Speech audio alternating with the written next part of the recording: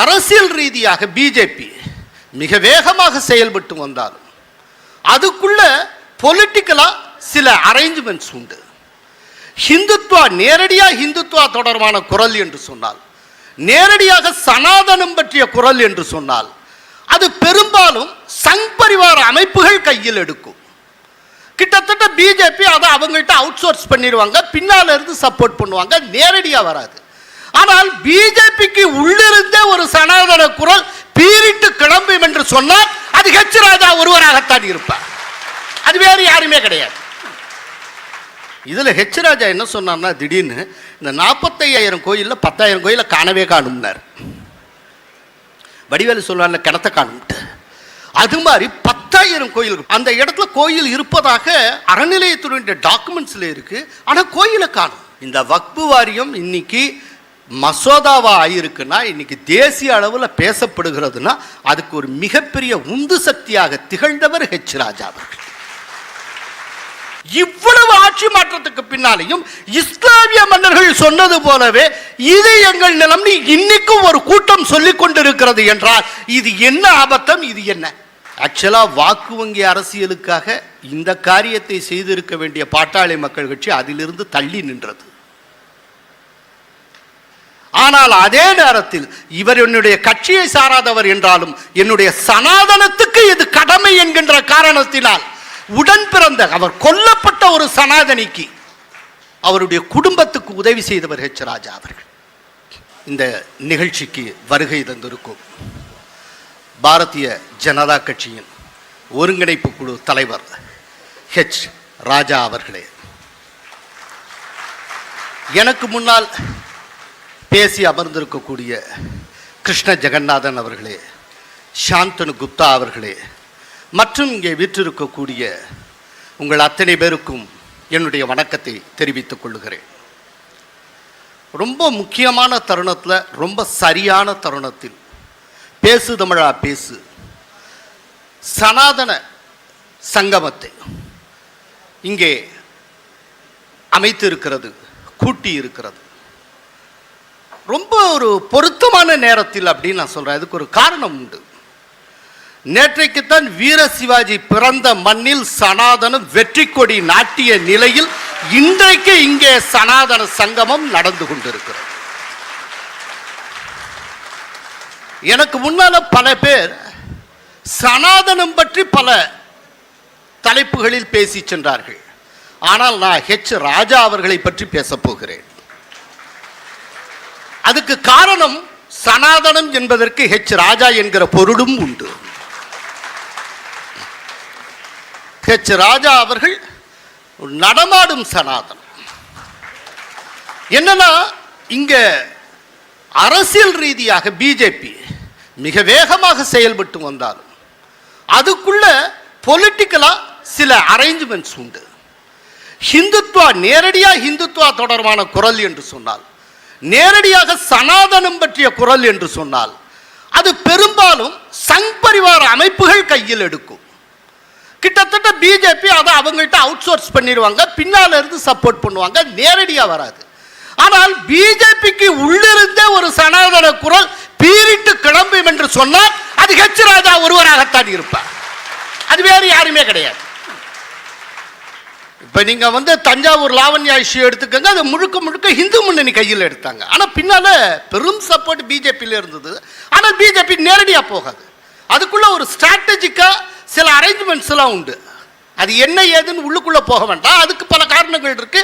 ஏதோ ஒரு டயத்துல பிஜேபி ரொம்ப வெளிப்படையாக வந்தே தீரும், அப்படி வர வேண்டிய அவசியமும் ஏற்படும். அதை இந்த மேடையில வச்சு இப்ப பதிவு பண்ணிடுறேன், சீக்கிரமா வரும், அதுக்கு ஒரு காலம் வரும்.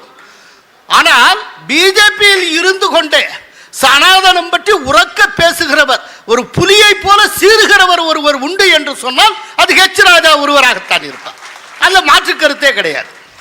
இந்த ஆலயங்கள் பற்றி ஹெச் ராஜா அவர்கள் பேசி இருக்கிறார் பாருங்கள். அதுக்கு பின்னால் தான் தமிழ்நாட்டில் ஆலயங்கள் பற்றி விழிப்புணர்வே ஏற்பட்டது. மிக பெரிய அளவில் பெரிய முன்னெடுப்புகளை ஹெச் ராஜா அவர்கள் செய்திருக்கிறார். 2018 பிப்ரவரி 2ஆம் தேதி ஹிந்து ஆலயங்கள் மீட்பு குழு, அப்படி மீட்பு படைன்னு ஒன்று அவர் உருவாக்குகிறார். அது வந்து 2018 செப்டம்பர் 2 வள்ளுவர் கோட்டத்தில் ஒரு மிகப்பெரிய கூட்டம் நடத்துகிறாங்க. அவங்க உண்ணாவிரதம் இருக்காங்க. கிட்டத்தட்ட 5000 பேர் கூடுகிறார்கள். அது ஒரு பெரிய வெற்றியாக கருதப்பட்டது. அதற்கு பிறகு ஹிந்து ஆலயங்கள் தொடர்பாக நிறைய விஷயங்கள் பேசப்பட்டன. அதில் ஹெச் ராஜா அவருக்கே உண்டான பாணியில் ஒரு பெரிய குண்டு ஒன்று தூக்கி போட்டார். என்னன்னா, தமிழகத்தில் மொத்தம் ஒரு 45,000 கோயில்கள் உண்டு. இந்த 45,000ல் 3,000 கோயில்கள் ஆகம சாஸ்திரத்தின் கீழே வரக்கூடிய கோயில்கள், முழுக்க முழுக்க ஆகம ரீதியில் அமைந்த கோயில்கள். அதை 70s சுப்ரீம் கோர்ட்டில் தமிழக அரசே ஒப்புக்கொண்ட விஷயம். அந்த சேஷம்மா கேஸ் நடந்தப்போ அனைவரும் அர்ச்சகராகலாம் அந்த வழக்கில் வந்து தமிழ்நாட்டில் எத்தனை கோயில் ஆகம விதிகளின் கீழ் வருகிறது அப்படின்னு சொல்கிறப்போ தமிழ்நாடு அரசே சொன்ன பதில் 3,000 கோயில்கள் அப்படின்னு. ஸோ இந்த 45,000 கோயில்கள், அதில் 3 மைனஸ் பண்ணிட்டீங்கன்னா ஆகம விதிகளுக்கு உள்ளே வராத கோயில்கள் 42,000.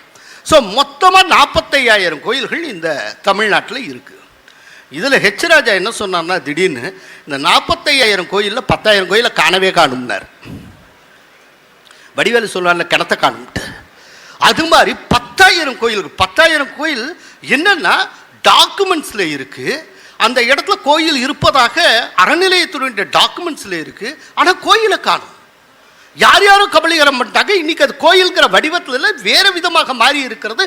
எப்படியோ போய் இருக்கிறது, என்னென்னலாமோ ஆகி இருக்கிறது. இதுக்கப்புறம் தான் இந்த அறநிலையத்துறை ரொம்ப அலர்ட் ஆகி இந்த கோயில்களை தேடும்படியில் அவர்கள் ஈடுபட தொடங்கினார்கள். இது சார்ந்து பல்வேறு வழக்குகள் இவ்வளவு போயிற்று. இப்படிப்பட்ட ஒரு மிகப்பெரிய சிந்தனை வீச்சை கோயில் சார்ந்து ஒரு பெரிய ஒரு அலர்ட்ட இந்து மக்கள்கிட்ட உருவாக்கினது அது ஹெச் ராஜா அவர்கள். இந்துக்கள் வந்து எப்போதுமே அலர்ட்டாக இருப்பாங்க கோயிலை தவிர்த்து மற்ற விஷயங்களில். ஆனால் கோயில் விஷயத்தில் அலர்ட்டை கொண்டு வந்ததுக்கு ஹெச் ராஜா அவர்கள். எனக்கு நல்ல ஞாபகத்தில் இருக்குது. ஒரு வினோதமான வித்தியாசமான ஒரு பிரச்சனை ஒன்று ஹெச் ராஜா அவர்கள் முன்னால் கையில் எடுத்தார். புதுக்கோட்டை மாவட்டத்தில் தடிகொண்ட ஐயனார் கோயில்னு ஒன்று இருக்குது. தடிகொண்ட ஐயனார் கோயில்னு பேர். அது ரொம்ப பிரபலமான கோயில். அந்த கோயிலுக்கு சொந்தமாக ஒரு 5.5 ஏக்கர் நிலம் இருக்குது. இந்த 5.5 ஏக்கருடைய இன்னைக்கு இருக்கிற மார்க்கெட் ரேட் என்னன்னு பார்த்தீங்கன்னா கிட்டத்தட்ட அது ஒரு 25 கோடிக்கு போகும். அவ்வளவு வேல்யூபிள் லேண்ட். அப்படிப்பட்ட ஒரு இடம். இப்போது அதை வந்து சர்வீஸ் இனாம்னு சொல்லி அந்த பத்திரத்தில் யாரும் அந்த காலத்தில் இந்த கோயிலுக்கு விட்டாங்களோ அவங்க குறிப்பிட்டிருக்காங்க.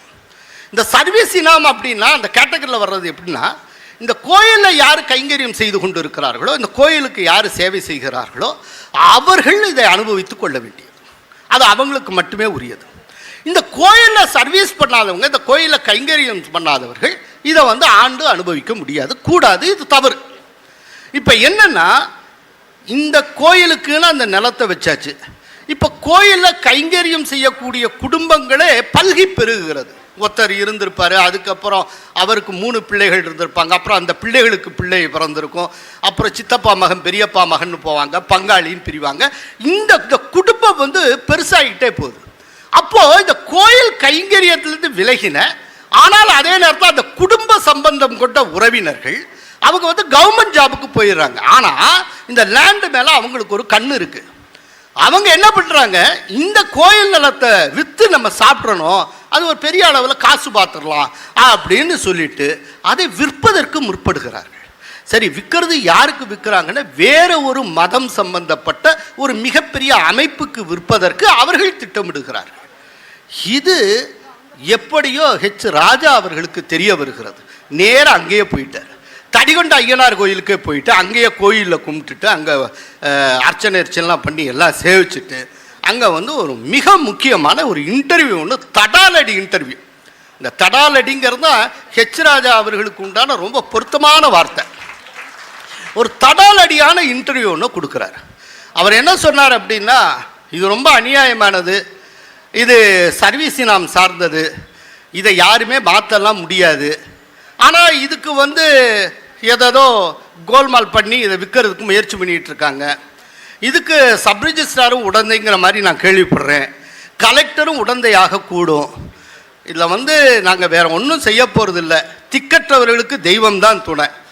ஏதாவது தப்பா கிப்பா நடந்தது அப்படின்னா நான் சப் ரிஜிஸ்டர் ஆஃபீஸுக்கு முன்னாலேயும் கலெக்டர் ஆஃபீஸுக்கு முன்னாலேயும் போய் நீங்கள் நாசமாக போங்கன்னு சொல்லிட்டு நான் மன்னவாரி தூத்துற போராட்டத்தை நடத்துவேன் அப்படின்னு. இப்படி ஒரு ஐடியா யாருக்குமே தோணாது. இப்படியெல்லாம் ஒரு போராட்டம் சொல்லி முடித்த அடுத்த ஒரு அரை மணி நேரத்தில் அந்த கலெக்டர் வந்து ஃபோன் பண்ணுகிறார், தயவுசெய்து அந்த மாதிரிலாம் வேண்டாம் சார், இந்த கோயில் நிலம் கோயிலுக்கே உரியதாக கோயிலுக்கே உண்டானதாக 30 நாட்களில் வந்து சேரும் அப்படின்னாரு. சொன்னபடியே 30 நாட்களில் இந்த கோயில் நிலம் மீட்டது. இது வரலாறு. ஸோ இதுக்குத்தான் ஹெச் ராஜா தேவைங்கிறது. ஏன்னா நம்ம நிறைய இழந்துட்டோம். இனிமேல் நம்முடைய கலைச்செல்வங்களை நாம் இழக்க முடியாது. இழந்ததையெல்லாம் மீட்க வேண்டிய இடத்துல நம்ம இருந்துகிட்டு இருக்கோம். அது பற்றி பேச வேண்டிய இடத்தில் நாம் இருந்து கொண்டிருக்கிறோம். அப்படிப்பட்ட சூழ்நிலையில் ஹெச் ராஜா வந்து வெறும் போராளி மட்டுமல்ல, சமரன் மட்டுமல்ல, அவர் மீட்பரும் கூட. நான் அவர் அப்படித்தான் பார்க்கிறேன். அதே போல அனைத்து ஜாதியினரும் அர்ச்சகராகலாம் அப்படிங்கிற ஒரு விஷயம், அது ரொம்ப சிக்கலான, நெருடலான, ரொம்ப ரொம்ப ட்ரிக்கியான ஒரு விஷயம். அதில் வந்து ஒரு கிளாரிட்டியை கொண்டு வந்தது ஹெச் ராஜா அவர்கள். இந்த அனைத்து ஜாதியினரும் அர்ச்சகராகலாம் அப்படிங்கிறத திமுக அரசு வருகிற போதெல்லாம் ஒவ்வொரு முறையும் திரும்ப திரும்ப சொல்லும்.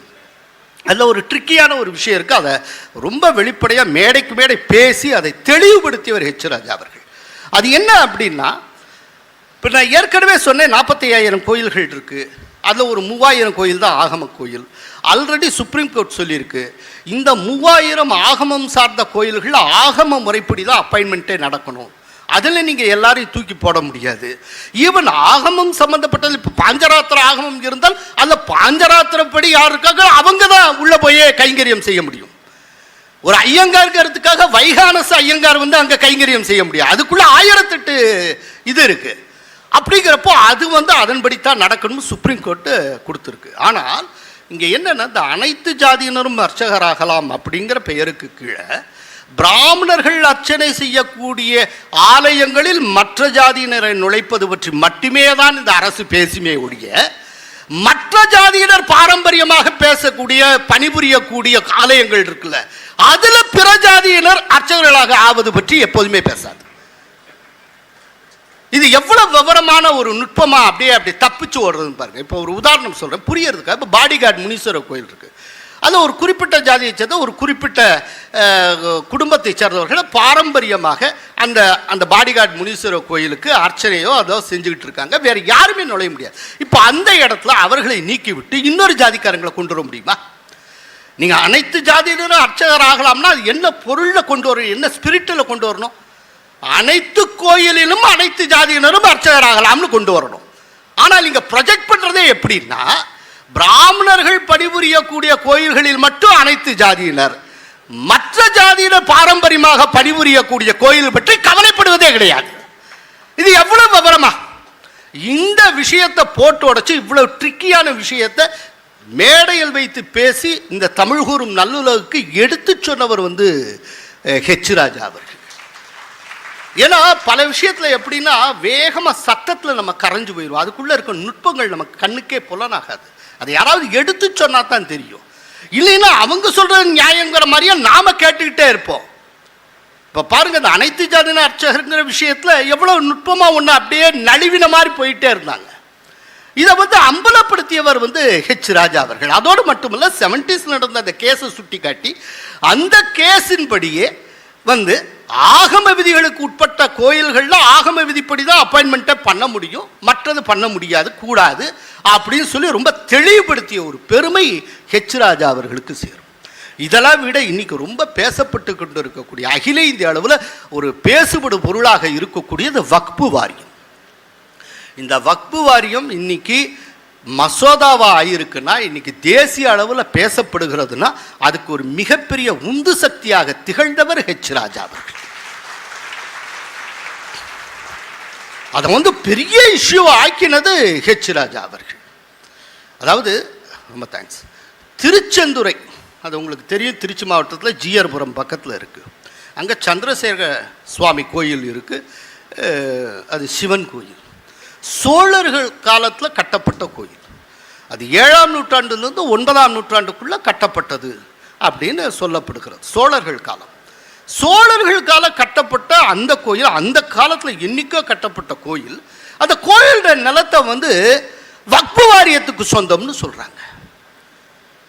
ஆக்சுவலாக அந்த காலகட்டத்தில் முஸ்லிம்ஸே கிடையாது தமிழ்நாட்டில்.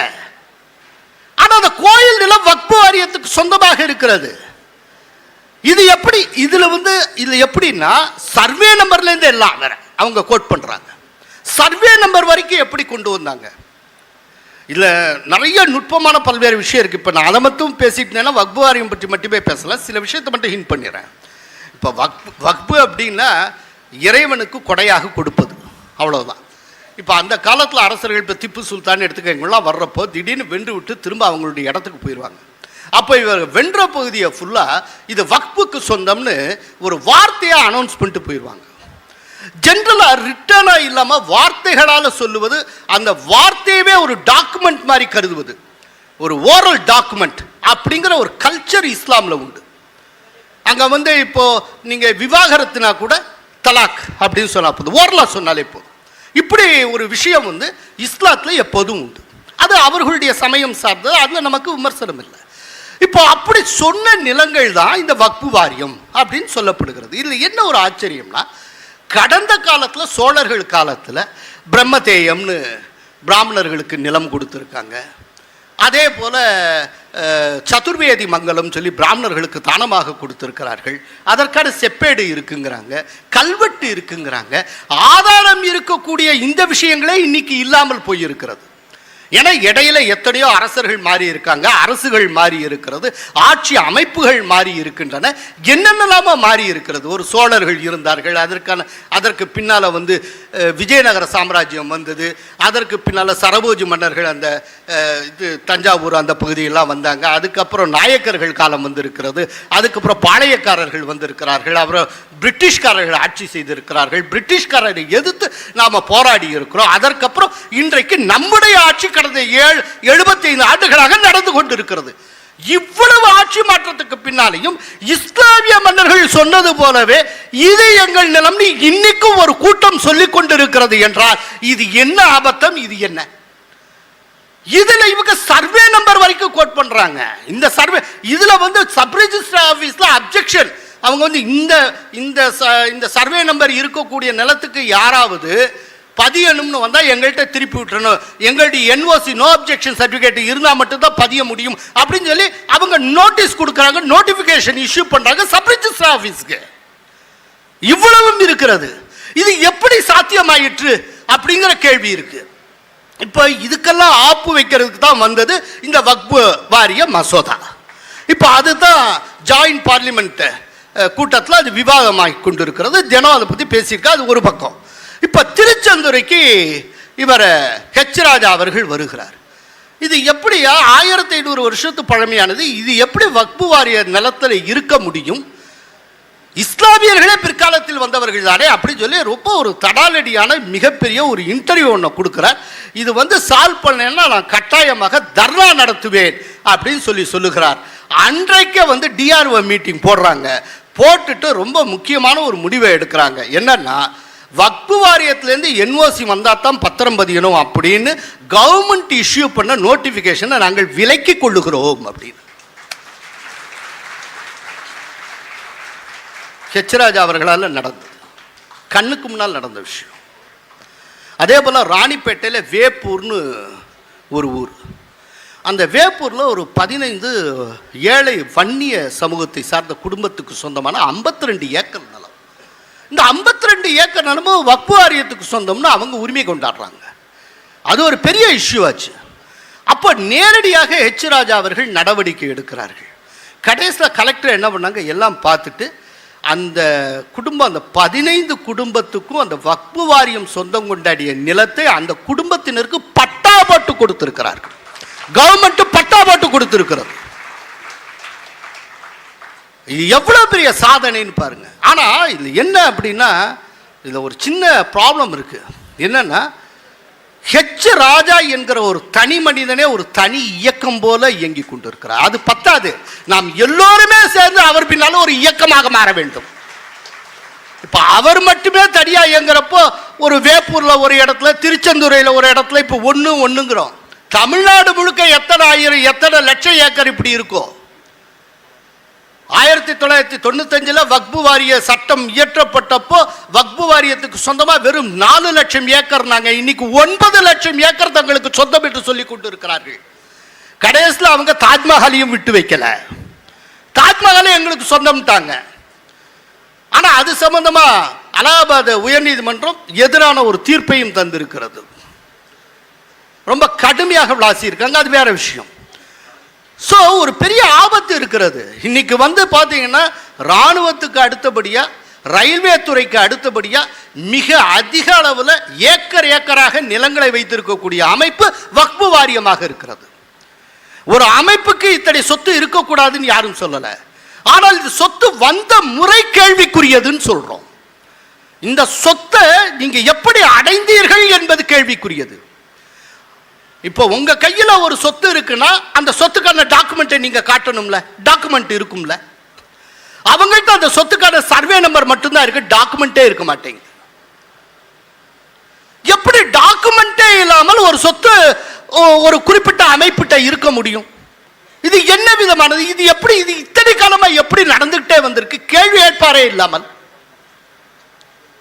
இதையெல்லாம் எதிர்த்து கேள்வி கேட்கக்கூடியவராக தமிழகத்திலே ஒரு சூரியன் இருக்கிறது என்று சொன்னால் அது ஹெச் ராஜா அவர்கள் மட்டும்தான். அதே போல ஆண்டாளை கொச்சைப்படுத்தி சூடி கொடுத்த சுடற்கொடி கோதை நாச்சியாரை கொச்சைப்படுத்தி பாடலாசிரியர் வைரமுத்து எழுந்த டயத்தில் அவருக்கு எதிராக ஒரு பூகம்பம் போல கிளம்பியவர் ஹெச் ராஜா. அன்னைக்கு அவர் போட்ட போடு சும்மா இல்லைங்க. அவர் ஒருத்தருக்கு எதிராக மட்டும் 28 வழக்குகள் பதிவு செய்யப்பட்டன. அப்புறம் கடைசியில் அவங்களுக்கே போர் அடிச்சு போச்சு. எந்த வழக்கு எங்க இப்படியே பார்த்து ரொம்ப கஷ்டப்பட முடியாதுன்னு சொல்லிட்டு 28 வழக்கையும் ஒன்றா சேர்த்து இப்போ கம்பைல் பண்ணி 3 வழக்கு ஆக்கியிருக்காங்க. ஒரு போராளியாக அதை எதிர்கொண்டவர் ஆண்டாளை பற்றி கொச்சைப்படுத்திய போது, அதே போல கருப்பர் கூட்டம் கந்த சஷ்டி கவசத்தை கொச்சைப்படுத்திய போது ஹெச் ராஜா அவருடைய குரல் நீங்கள் அத்தனை பேரும் கேட்டு இருப்பீர்கள். அதே போல தஞ்சையில் லாவண்யா உண்டிய அந்த தற்கொலை, அதில் இருந்த அந்த மதமாற்றம்ங்கிற அந்த ஆங்கிள், அந்த கோடம், அது தொடர்பாக அவர் எழுப்பிய கேள்வி. அதை விட ரொம்ப முக்கியம், கும்பகோணம் ராமலிங்கம் அவர்கள் இஸ்லாமிய அடிப்படைவாதிகளால் பகல் நேரத்திலேயே வெட்டி கொல்லப்படுகிறார். இத்தனைக்கும் அந்த ராமலிங்கம் பாட்டாளி மக்கள் கட்சியை சார்ந்தவர். அவங்க குடும்பத்துக்கும் ராமலிங்கம் அவங்க நண்பர்களுக்கும் உற்ற துணையாக இருந்து அதை ஒரு பெரிய இஷ்யூவாக்கி, வெறும் இஷ்யூவாக்கி அரசியல் மட்டும் பண்ணலை, அந்த குடும்பம் வாழுவதற்கு வகை செய்தார். கிரவுட் ஃபண்டிங் மூலமா அந்த குடும்பத்துக்கு 1 கோடி ரூபாய் நிதியை திரட்டி தந்தவர் ஹெச் ராஜா. ஆக்சுவலா வாக்கு வங்கி அரசியலுக்காக இந்த காரியத்தை செய்திருக்க வேண்டிய பாட்டாளி மக்கள் கட்சி அதிலிருந்து தள்ளி நின்றது.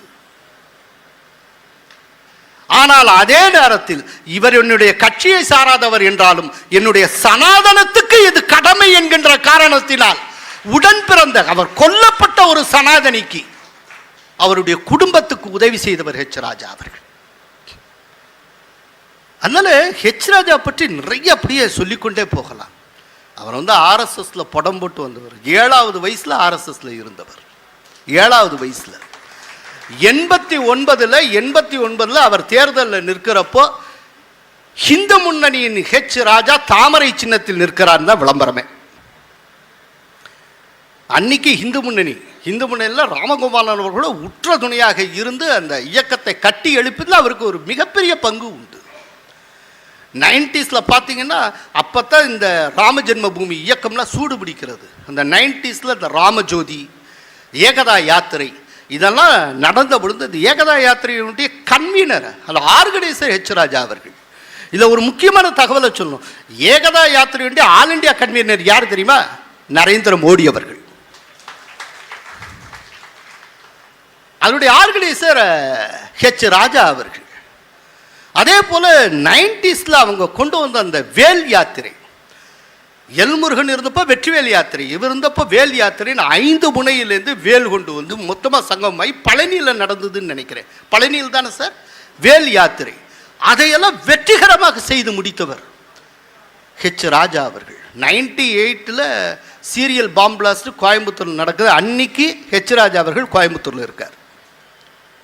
அது கர்நார கண்டவர். அதுக்கப்புறம் அவர் பம்பரமாக சுழன்றார். 98 எலெக்ஷன் அப்போ கோயம்புத்தூர் பார்லிமெண்ட் கான்ஸ்டிடியூன்சியுடைய பொறுப்பாளர் இன்சார்ஜ் ஹெச் ராஜா அவர்கள். 95ல் பிஜேபியினுடைய 3வது மாநில மாநாடு நடந்தப்போ அதனுடைய ஆர்கனைசர் கன்வீனர் ஹெச் ராஜா. அதற்கு எல்கே அத்வானி அவர்கள் வந்திருந்தார்கள். இன்னைக்கு இப்போ புதுசாக இங்கே பிஜேபிக்குள்ளே வந்திருக்கக்கூடிய இந்த இளைய தலைமுறையினுக்கு இந்த வரலாறு தெரியாது. இது கட்டாயம் தெரிந்து கொள்ள வேண்டும். ஏன்னா அன்னைக்கு மத்திய அரசுலேயும் நமக்கு பாதுகாப்பு கிடையாது. அன்னைக்கு காங்கிரஸினுடைய ஆட்சி. யார் யாருனமோ ஆட்சி பண்ணுறாங்க. ப. சிதம்பரம் ஹோம் மினிஸ்டராக இருந்த காலம், அதே போல் ஷிண்டே இருந்த காலம், சிவராஜ் பாட்டீல் ஹோம் மினிஸ்டராக இருந்த காலம், எந்த பாதுகாப்பும் இல்லாத காலத்தில் எப்போ வேண்டுமானாலும் எந்த காரணத்துக்காக உள்ளே தூக்கி வைக்கலாம் அப்படின்னு சொல்லப்படுகிற ஒரு காலகட்டத்தில் ஒரு சாதாரண சாத்வியான பிரக்ஞாதேவி அவர்களை ஜெயிலில் போட்டு வாட்டிய அப்படிப்பட்ட ஒரு மோசமான ஒரு காலகட்டத்தில் இவர்கள் பிஜேபிக்காக அரசியல் செய்தவர்கள், சனாதனத்துக்காக அரசியல் செய்தவர். இதை மறந்துடக்கூடாது. இன்னைக்காவது நமக்கு ஒரு பாதுகாப்பு இருக்கு. மத்தியில் நம்ம ஆட்சி இருக்குன்னு நாம சொல்லிக்கலாம். ஒரு மாரல் சப்போர்ட் ஒன்று இருக்கு டெல்லியில். அந்த சப்போர்ட்டும் இல்லாத காலத்தில் சனாதனத்துக்காக ஓடி ஓடி உழைத்தவர், ஓயாமல் அவர் அரசியல் செய்தவர் ஹெச் ராஜா அவர்கள். அதை நாம புரிஞ்சுக்கணும். அதனால இன்னொன்று, இவர் மட்டுமே சனாதன சமரன் கிடையாது. இவருடைய ஃபேமிலியே அப்படித்தான். இவருடைய தந்தை ஒரு மிகப்பெரிய சங்கி. இவர் சங்கினா அவர் சங்கியோ சங்கி.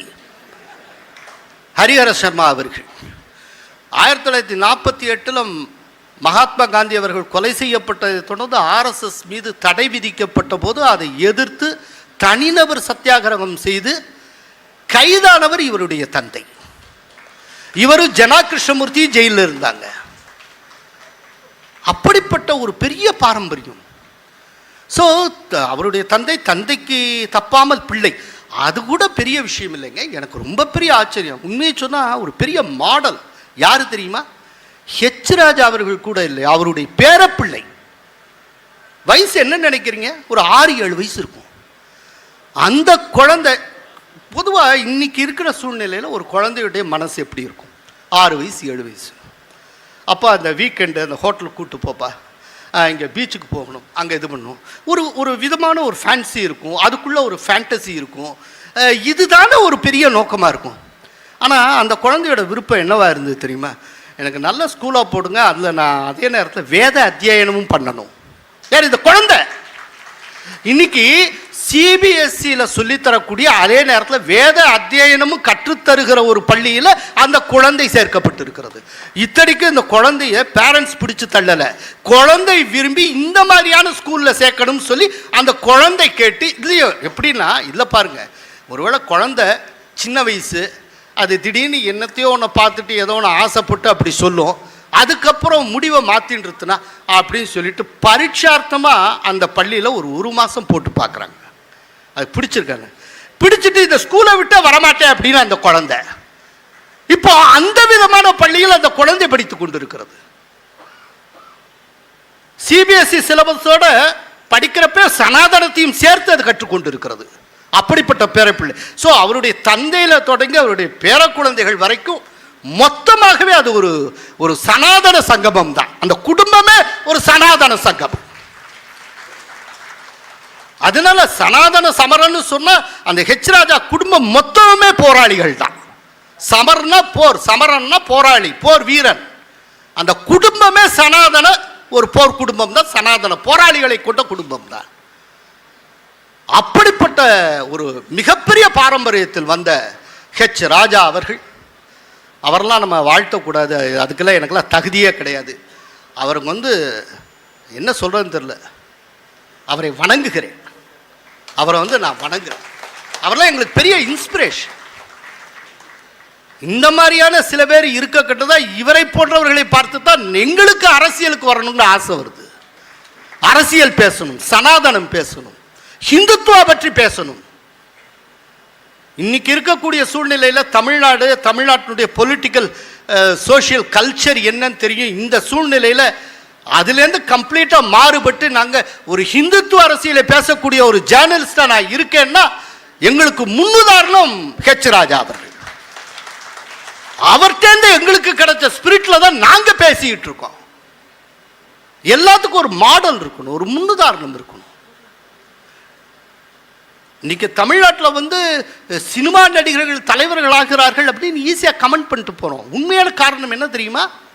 இங்கே ஃபாலோ பண்ணுறதுக்கான தலைவர்கள் இல்லாமல் போய் கொண்டு இருக்கிறார்கள். உண்மையான காரணம்.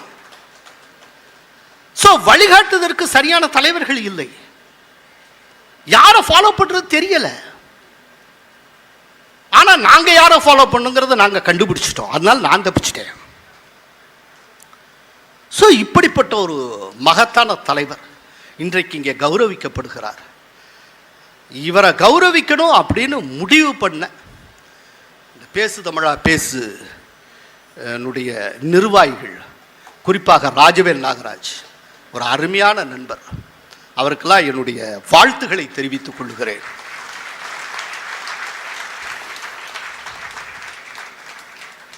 இந்த நேரத்தில் ஒன்றே ஒன்று மட்டும் திரும்பவும் ஞாபகப்படுத்த விரும்புகிறேன். இங்கே வரோம், திரும்ப கலைஞ்சோம், அப்படியே பிரிஞ்சு போயிடாதீங்க. மனதளவில் எப்போதுமே ஒன்றுபட்டு இருப்போம். படங்கே தோ கடங்கே, அதை மறந்துடாதீங்க. அதனுடைய பொருள் நீங்கள் ஒத்துமையாக இல்லைன்னா அவ்வளவுதான். ஒன்றுபட்டால் உண்டு வாழ்வும்போம்ல, அதுதான். ஸோ எப்போதும் ஒன்றுபட்டு இருப்போம். நம்ம ஒற்றுமையாக இருக்கணும். சனாதனம் என்பது அதனுடைய ஒற்றுமையில் இருக்கிறது. கடந்த காலத்தில் ஒரு 1000-1500 ஆண்டுக்கால ஒரு அடிமை சரித்திரத்தில் ஒரு 900-800 வருஷம் இஸ்லாமியர்களுடைய படையெடுப்பு, அதற்கு பின்னால் வந்த ஐரோப்பியர்கள் படையெடுப்பு, இதிலெல்லாம் நம்மளுடைய சனாதனத்தின் எத்தனையோ எலிமெண்ட்ஸை எத்தனையோ கூறுகளை இழந்து விட்டோம். நிறைய இழந்துட்டோம். போதுங்கிற அளவுக்கு இழந்தாச்சு. அதுபோக மீதி இருக்கிறத தக்க வைத்துக் கொள்வதற்குத்தான் இந்த போராட்டம். இதற்கு மேலும் இழப்பதற்கு ஏதுமில்லை என்பதை தயவு செய்து புரிந்து கொள்ளுங்கள். இருப்பதை தக்க வைப்பதற்காகவாது நாம் சனாதனிகள் என்கிற முறையில் அத்தனை பேரும் இந்த சனாதனம் என்கிற அடிப்படையில் நாம் அத்தனை பேரும் ஒன்றுபட வேண்டும். அது ஒன்றுதான் உய்ய ஒரே வழி என்று கூறி வாய்ப்பு தந்தமைக்கு நன்றி கூறி அமைகிறேன்.